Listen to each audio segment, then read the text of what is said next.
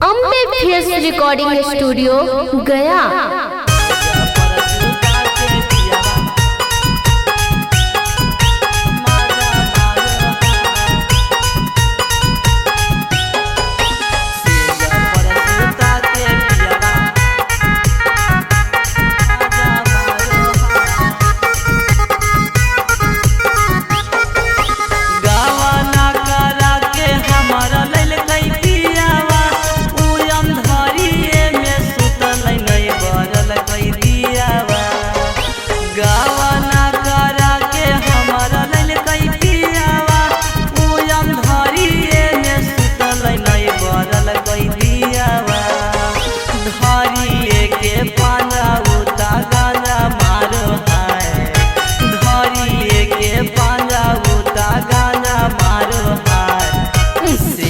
परसुता के पियावा माजा मारो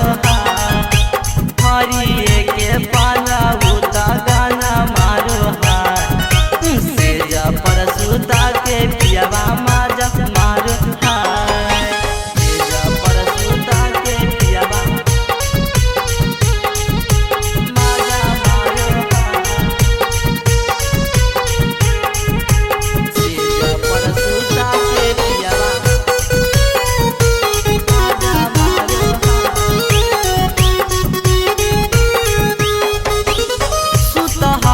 साखी हमर पियावा जोरे जोरे गे आगे माजा मारो है भरे भरे गे दरदियो दे है भरे भरे गे रदियो दे है भरे भरे गे सुतहा कई साखी हमर पियावा जोरे जोरे गे आगे माजा मारो है भरे भरे गे दरदियो दे है भरे भरे गे आधी आधी रतिया में उता साजा देबो है आधी आधी रतिया में उता साजा देबो है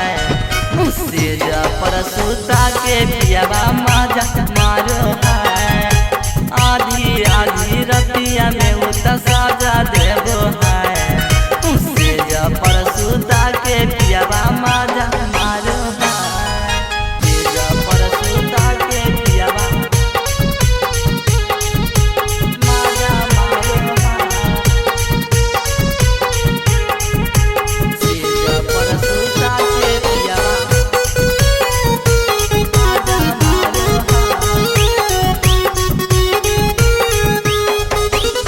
सूरज जितेंद्र रहा कई सखी हमर सजनवा गे अगे मानो है कहनवा गे अगे करो है नहीं बहनवा गे करो है नहीं बहनवा गे फूलसन धन देवा हा कई सखी हमर सजनवा गे अगे मानो है कहनवा गे अगे करो है नहीं बहनवा गे आई के पियवा हमर खाजा खिलाबो है लाई के पियवा हमर मजा पिलाबो है से जा परसुता के पियवा मजा मारो है धरी के पांजा उता गाना मारो है से जा परसुता के पियवा मजा मारो है अम्बे फेस रिकॉर्डिंग स्टूडियो गया।